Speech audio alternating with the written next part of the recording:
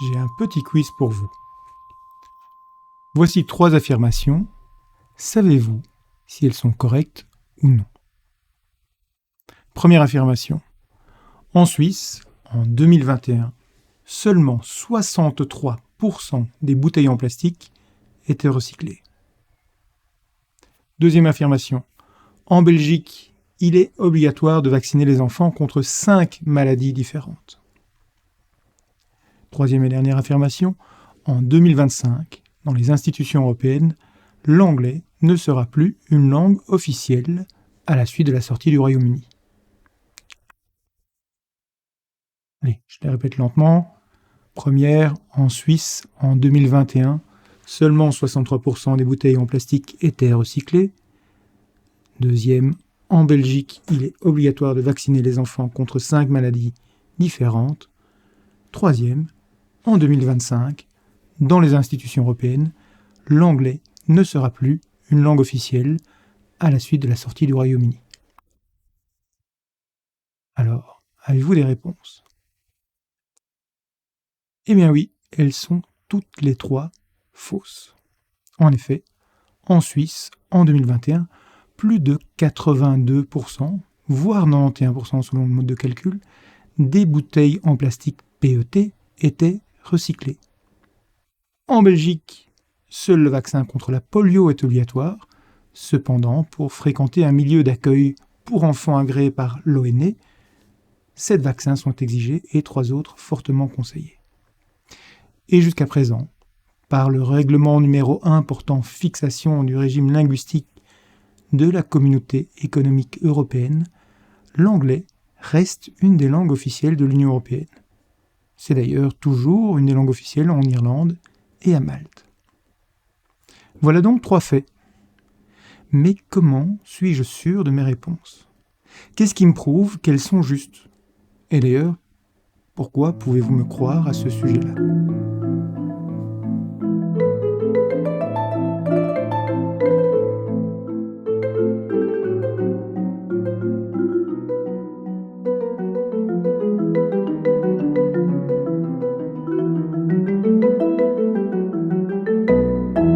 Bienvenue sur Homo Interneticus, le podcast où l'on décortique la vie à l'ère du numérique. Je suis Emmanuel Niquez, psychologue clinicien et expert en cybersécurité. Aujourd'hui, on parle d'information et d'une difficile quête pour trouver la vérité. En toute transparence, je me suis aidé d'une intelligence artificielle pour trouver ces questions. Vu que cette IA, comme la grande majorité des intelligences artificielles basées sur des modèles de langage naturel, est sujet à ce qu'on appelle des hallucinations, c'est-à-dire des réponses inventées, ces résultats doivent être accueillis avec un brin de scepticisme. Et ça, c'est probablement l'euphémisme du jour. Pour éviter cela, j'ai donc ajouté une règle personnalisée qui lui demande de ne pas inventer les réponses et de me fournir les sources de ces informations. Ce que l'IA fit en m'annonçant d'abord que le taux de recyclage des bouteilles en plastique PET est de 90% en Belgique. Par souci d'exactitude, vu que je voulais utiliser ce chiffre dans ce podcast et qu'on va parler de désinformation, je prends quand même la peine de vérifier la source. Je clique sur le lien fourni et rien ne se passe. Le lien ne pointe vers rien. Je fais donc ma propre recherche sur le site de FOST, l'organisme qui est censé, selon l'IA, me fournir ce nombre et je ne trouve pas cette information. Je commence donc une recherche sur Internet qui m'amène à un rapport de l'organisme de recyclage suisse, lui par contre, pas belge, avec des chiffres clairs, du moins pour 2021. Et c'est peut-être là déjà un premier indice à retenir pour éveiller nos soupçons de mésinformation. Dans la réponse de l'IA, il n'y avait pas de contexte temporel. Ce genre de chiffre doit probablement varier chaque année. Pour être crédible, j'aurais dû avoir une réponse du genre « En 2023, le taux de recyclage était de X%. » Sachant même que ce ne doit pas être facile à calculer, comment est-ce qu'on peut savoir si tous les Suisses jettent leurs bouteilles dans la poubelle? Je m'attendrais plus à une plage de valeur, même, du genre entre 91 et 93%, par exemple. Ou à une marge d'erreur, à 2% près. Là, rien. Mais heureusement que je sais que ce genre d'IA raconte parfois des carabistouilles. D'ailleurs, c'est mentionné sur l'interface utilisateur. Et que je suis plutôt méfiant de nature. Mais je ne le suis pas toujours autant.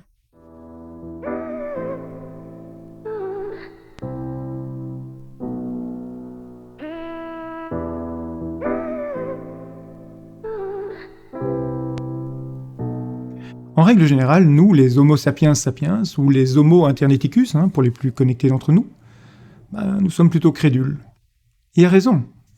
D'abord, il est plutôt rare que l'on reçoive des informations incorrectes qui nous amènent à mourir avant que nous nous reproduisions. Donc, un bon vieux principe de la sélection naturelle nous enseigne que nous aurions été sélectionnés au fil des siècles pour être plus méfiants si cela nous avait permis de survivre. Mais ce n'est pas le cas. De plus, si nous devions faire attention avec la même méfiance à toutes les informations que nous recevons quotidiennement, nous ne ferions plus grand-chose de nos journées. Surtout qu'avant l'avènement des ordinateurs et d'Internet, vérifier des informations prenait une éternité. N'oublions pas que nous sommes un animal grégaire, nous vivons en groupe, et notre force réside dans notre capacité à collaborer. Ce que nous aurions du mal à faire avec qui que ce soit si nous devions nous méfier tout le temps. Nous sommes donc assez crédules, mais pas tout le temps, heureusement. Et là, je vais vous lâcher un terme que vous pourrez replacer dans une conversation pour montrer que vous êtes intéressé au sujet. La vigilance épistémique. Qu'est-ce? La vigilance épistémique, c'est un concept philosophique et psychologique qui fait référence à notre prudence, notre vigilance vis-à-vis des informations que l'on reçoit, des affirmations, des croyances. La vigilance épistémique, c'est un ensemble de processus dans notre beau gros cerveau qui va influencer notre décision d'accepter une information comme étant vraie et l'intégrer dans nos croyances, ou de la rejeter comme étant un mensonge ou un non-sens. C'est cette vigilance qui va activer notre esprit critique. Enfin, pour autant qu'on ait la bonne idée d'en cultiver un. Et en fait, est-ce que c'est bien nécessaire? D'abord, je peux me dire que je ne suis pas si souvent confronté aux mensonges que cela. Et quand c'est le cas, je peux le reconnaître. Oui, peut-être. Bien que pas mal d'études montrent qu'on n'est pas très doué pour détecter le mensonge en face à face. Vous savez ce mythe que si les gens regardent en l'air ou rougissent ou changent leur intonation, cela signifie qu'ils mentent. D'abord, c'est pas vrai, en tout cas vraiment pas tout le temps. Et ensuite, on n'est pas très doué pour capter les signaux. Les meilleurs, généralement des policiers expérimentés qui font des interrogatoires de suspects depuis des années, arrivent à détecter le mensonge dans 60% des cas. Vous et moi, probablement dans 50% des cas, c'est-à-dire au hasard. Et quand il s'agit d'emails, de SMS, de messages vocaux, de vidéos YouTube ou de TikTok, ça ne s'améliore vraiment pas. Mais revenons-en à cette question importante. Qu'est-ce qu'on en a à faire ?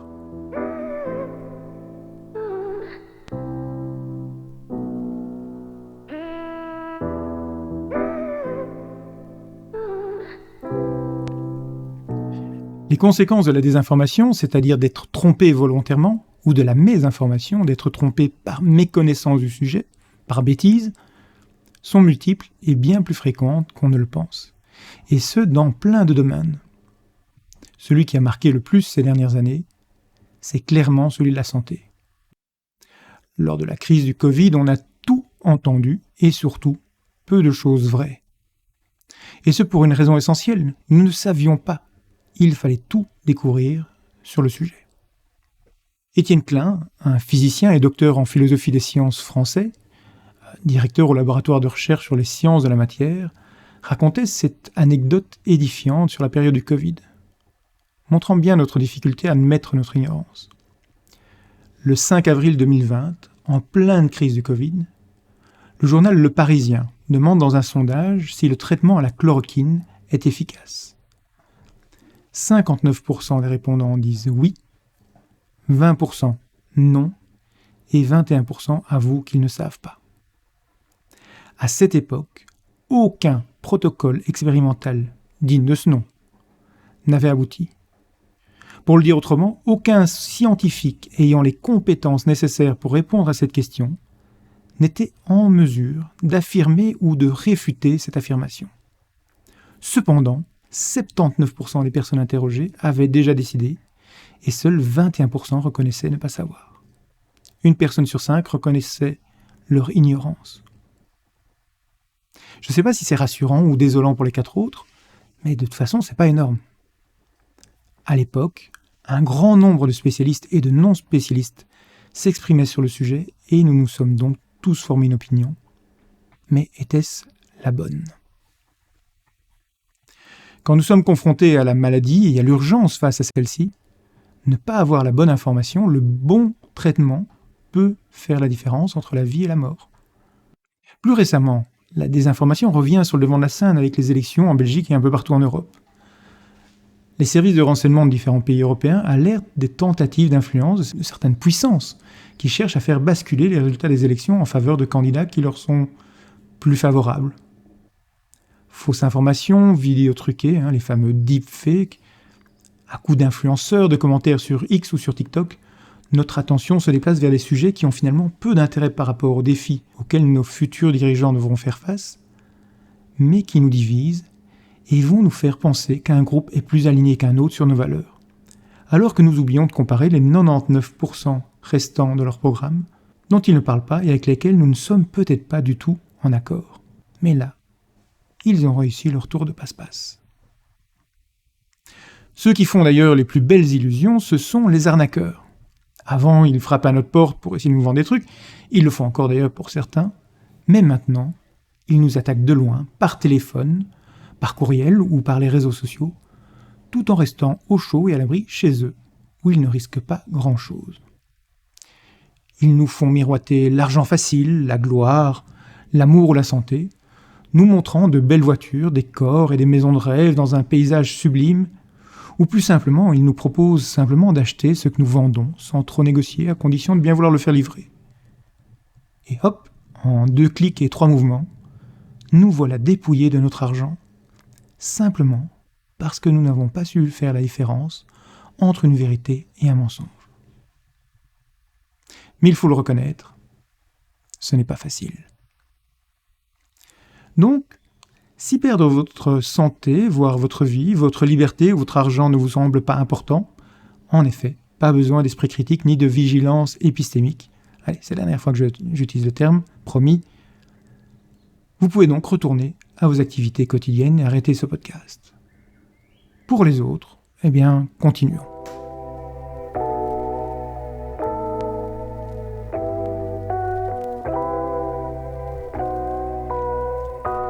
Et avant de parler de désinformation, parlons rapidement d'asymétrie de l'information. En effet, il n'y a pas que le mensonge et la bêtise qui nous soient préjudiciables, l'ignorance l'est tout autant. Celui qui en sait plus que nous sur un sujet peut utiliser cela à son avantage. C'est ce principe d'asymétrie de l'information qui a valu à George Akerlof un prix Nobel d'économie en 2001, avec Michael Spence et Joseph Stiglitz. En 1970, Akerlof rédigea un article resté célèbre en théorie économique, The Market for Lemons, le marché des citrons. Aux États-Unis, lemons désignent les citrons, bien sûr, mais aussi, en argot, des voitures d'occasion ayant des défauts cachés.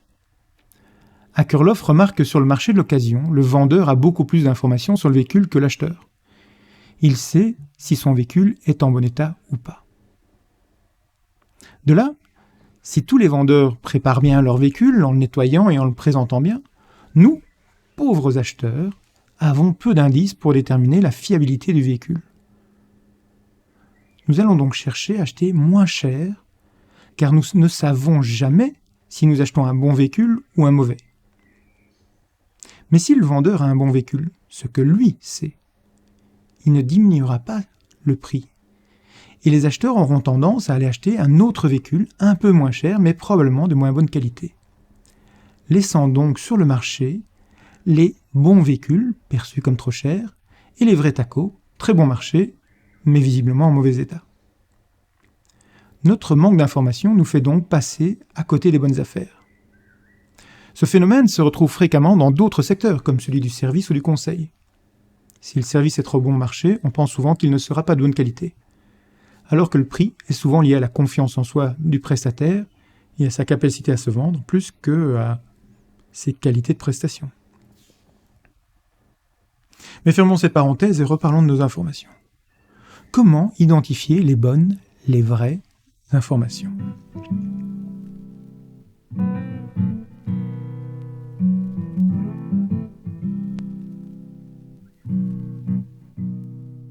Notre premier réflexe, en général, c'est de juger la source de l'information. Nous utilisons notre histoire avec la personne, bien sûr. Si notre cousin Jean nous raconte des bobards sans arrêt, nous aurons probablement plus tendance à nous fier de ce qu'il nous dit que de notre tante Clara, qui, elle, se trompe rarement. Aussi, s'il s'agit d'un sujet médical, nous aurons probablement plus tendance à croire un médecin que notre plombier. À défaut de connaître le pédigré de notre interlocuteur, de notre source, nous jugerons de ses compétences sur base de son vocabulaire. Si quelqu'un me dit que ma douleur au talon est une fascite plantaire, probablement causée par une lésion de la ponévrose plantaire, j'aurai plus tendance à le croire que quelqu'un qui me dit que c'est une inflammation du pied. Mais là aussi, n'étant pas un expert, on pourrait tout aussi bien me dire que c'est une anthésopathie amblyopie, et je trouverais ça impressionnant, alors que c'est totalement faux. D'ailleurs, n'ai-je pas moi-même utilisé un terme un peu scientifique il y a quelques instants, juste après avoir mentionné que je suis psychologue et informaticien spécialiste en sécurité de l'information. Je le fais aussi pour que vous ayez un a priori sur moi en tant que source d'information. Mais même si une personne possède les diplômes et la connaissance requise pour nous fournir une information de qualité, cela ne nous garantit pas que cette information va être correcte. Cela va aussi dépendre du contexte. Prenons un exemple. Imaginez que mon ordinateur ne produit plus de son, plus de musique, rien. Je branche mon casque à la place des baffles, pas mieux. Je l'amène donc chez un réparateur indépendant, car il n'est plus sous garantie. Celui-ci fait quelques essais, trifouille l'engin, puis il me dit qu'il pense que le DAC, le convertisseur numérique analogique, est grillé. Il faut donc le remplacer, et en fait il faut remplacer la carte mère. Vu la symétrie de l'information, il sait ce qu'est un DAC, et on va imaginer que moi non, j'ai du mal à le contredire, et je ne peux que le croire. Il me propose de remplacer la carte mère pour 250 €. C'est pas donné. Je peux me demander si mon problème est vraiment si sérieux. C'est quand même pas une petite somme. Et finalement, n'a-t-il pas intérêt de me vendre une nouvelle carte mère plutôt que de vérifier si le pilote de la carte son ou s'il ne faut pas juste ressouder un connecteur ? Comment savoir ? À ce moment-là, nous pouvons lui demander comment il est arrivé à ce diagnostic du DAC défectueux et voir s'il peut l'expliquer et nous montrer des preuves tangibles et compréhensibles. Sinon, nous pouvons aussi aller demander dans un autre magasin pour un second avis. Il n'est pas impossible à ce moment-là que le réparateur me demande alors de l'argent pour le diagnostic, à moins que je ne fasse effectuer les réparations chez lui. Cela peut se comprendre, mais c'est aussi une technique pour nous empêcher de trouver la vérité. Et il n'y a pas besoin d'avoir un souci d'ordinateur pour se demander quelle est la motivation de la source. Toute communication a pour objectif de provoquer un changement de comportement, directement ou indirectement. Il y a donc une intention derrière chaque message que nous recevons. Mais quelle est-elle ? Dans le cas de ce podcast, par exemple, mon but est de vous rendre plus vigilant aux informations que vous recevez, de vous inciter à peut-être utiliser votre esprit critique plus souvent, ou à l'aiguiser un peu. Mais comment pouvez-vous être sûr de mes intentions ? On peut parfois faire de bonnes choses pour de mauvaises raisons, et de mauvaises choses pour de bonnes raisons. Vous avez peut-être remarqué que j'essaie d'éviter de vous dire ce qui est vrai et ce qui ne l'est pas. Pas que je n'ai pas d'avis sur un sujet ou l'autre, mais juste que j'estime que ce n'est pas mon rôle. De plus, ça irait à l'encontre de mon intention, vous pousser à analyser les informations et leurs sources. On peut donc se demander qu'est-ce que j'ai à gagner à vous mentir. Dans mon cas, rien. Enfin, il me semble. Si ce n'est peut-être une mauvaise réputation. Mais c'est le cas de tout le monde. Quand un blogueur ou un influenceur vante un produit ou un autre, quel peut bien être son intérêt ? Pour certains, c'est probablement simplement de partager leur opinion. Pour d'autres, c'est plutôt de vous faire acheter le produit et d'être grassement rémunéré pour ce faire. on peut imaginer que la véracité des informations fournies ne soit pas la même dans les deux cas. C'est d'ailleurs pour cela que les influenceurs doivent désormais clairement mentionner tout partenariat commercial existant lorsqu'ils ou elles vantent les mérites d'une marque ou d'un produit.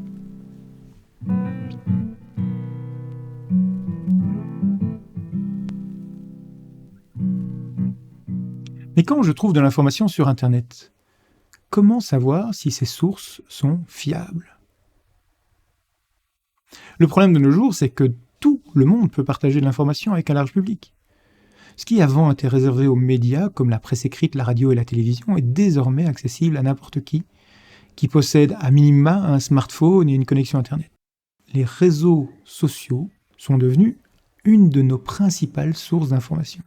Et non seulement nous consommons ces informations, mais nous partageons les plus intéressantes ou les plus émouvantes avec nos contacts. De plus, la durée que nous consacrons à chaque information est de plus en plus limitée.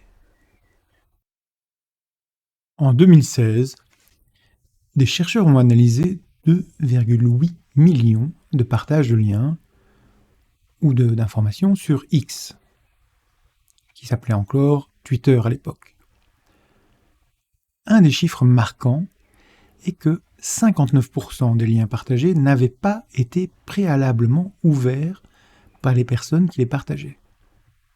Donc en gros, on ne partageait l'information que sur base du titre du lien. D'ailleurs, en 2018, le site satirique de SciencePost.com publia un article titré « Study, 70% of Facebook users only read the headline of science stories before commenting » ou, en français, « Étude, 70% des utilisateurs de Facebook lisent uniquement le titre d'un article scientifique avant de le partager. » Cet article ne contenait en substance qu'un premier paragraphe reprenant le contenu du titre, répété 2 fois, et une suite de textes en latin de type « lorem ipsum dolor sit amet », généralement utilisé pour visualiser la mise en page de site internet. Mais à part ça, rien dedans. Cet article a été partagé par plus de 197 000 personnes à ce jour sur Facebook. Pas mal. Sans surprise, on constate que les informations non vérifiées, et majoritairement fausses, circulent plus vite et touchent plus de monde que les informations scientifiques. Une étude de 2018, je sais, je peux être un peu ennuyant avec toutes ces références à des études, mais c'est souvent là qu'on trouve le plus de bonnes informations. Donc, une étude de 2018, effectuée par le MIT sur Twitter, encore une fois, montrait que les fake news avaient 70% de plus de chances d'être retweetées que les vraies. Aussi, elles mettaient 6 fois moins de temps à toucher 1500 personnes que les vraies informations. L'une des raisons probables derrière ce phénomène, c'est que ces fausses nouvelles sont souvent plus sensationnelles que les vraies et donc nous motivent plus à les partager. Ces 2 derniers faits sont probablement à l'origine de l'épidémie de titres putaclic dans les articles en ligne des médias traditionnels. Pour rester pertinent pour le public, la presse traditionnelle a dû s'adapter et créer maintenant des titres sensationnels pour toutes les petites informations en espérant attirer notre attention et nous faire lire l'article plus en détail, ce qui augmente notre temps sur leur site et donc notre temps de visionnage des publicités. L'argent reste le nerf de la guerre. Il devient donc de plus en plus difficile de faire la différence entre les vraies et les fausses informations, vu qu'elles adoptent désormais le même code. De plus, la presse traditionnelle étant mise sous pression par la domination des réseaux sociaux, ils ont moins de temps pour effectuer leur travail journalistique, et oui, moins d'argent. Ils publient de plus en plus souvent des informations provenant d'agences de presse sans avoir été vérifiées. On voit même d'ailleurs de plus en plus d'articles qui ont clairement été générés par des intelligences artificielles. Bien sûr, ce n'est pas le cas de tous les organismes de presse et de tous les journalistes, mais malheureusement, certains font perdre leur crédibilité à leur profession. Et malheureusement, ça ne s'arrête pas là, car si l'Internet a rendu disponible une quantité astronomique d'informations à ses utilisateurs, on parle actuellement de 100 zeta-octets de données, soit l'équivalent de 1 suivi par 23 zéros de caractères, ou plusieurs milliers de milliards de fois le contenu de toutes les bibliothèques scientifiques du monde. Des milliards d'heures de visionnage de films. Donc, si nous avons en effet accès à toutes ces informations, nous ne pouvons plus désormais retrouver celles-ci qu'en passant par un moteur de recherche. Or, pour nous permettre d'accéder plus rapidement aux informations qui nous intéressent, les moteurs de recherche, du moins ceux qui sont les plus utilisés, utilisent des algorithmes, des arbres de décision très évolués, qui nous proposent principalement des informations qui correspondent à nos centres d'intérêt. Les réseaux sociaux en font d'ailleurs de même en nous proposant de suivre des gens qui ont des centres d'intérêt similaires à ceux que nous suivons déjà. La règle est donc de nous servir toujours plus de la même chose, réduisant nos chances d'être confrontés à des informations qui pourraient contredire nos croyances.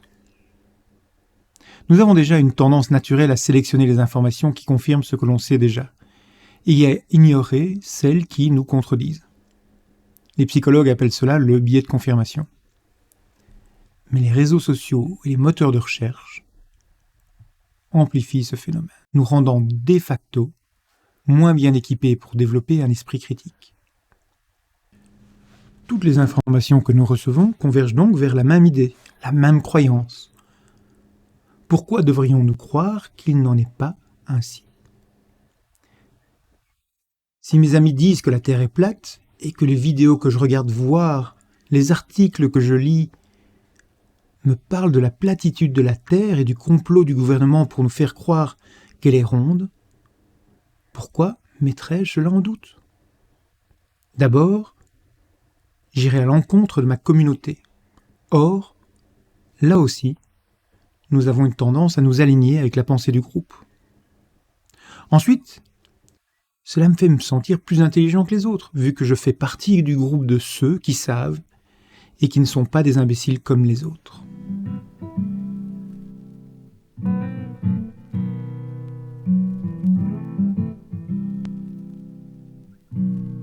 Pourtant, il est assez facile de prouver que la Terre est ronde. Il y a beaucoup d'informations que nous aurons du mal à vérifier, en tout cas nous-mêmes, complètement. Mais la forme de la Terre est assez simple à vérifier. En effet, si la Terre est plate, comment se fait-il que, lorsque je vois un bateau arriver au loin, je vois d'abord son sommet, le haut du mât, s'il s'agit d'un voilier, plutôt que de l'ensemble du vaisseau ? Si l'eau est plate, je ne veux pas dire par là qu'elle est non gazeuse, mais bien que l'eau a tendance à former une surface plane, comme est censé être la Terre pour les platistes, et que donc la Terre est plate comme l'eau, je devrais voir l'ensemble du bateau devenir de plus en plus grand au fur et à mesure qu'il se rapproche. Tout comme je devrais voir les côtes en même temps que les montagnes quand on s'approche d'une terre depuis un bateau. Pourtant, ce n'est pas le cas. La seule explication simple, c'est que la Terre est ronde. Et ceci illustre un principe de science bien connu des scientifiques, mais souvent ignoré ou oublié du reste du monde, le principe du rasoir d'Occam.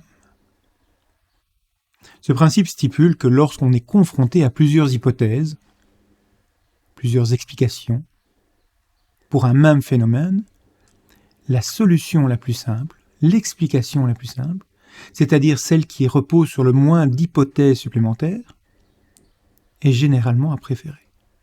En gros, si j'ai deux explications et l'une d'entre elles implique un grand nombre de conditions, de si, alors il est fort probable que la plus simple est la bonne. Car comme on dit souvent, avec des si, on met Paris en bouteille.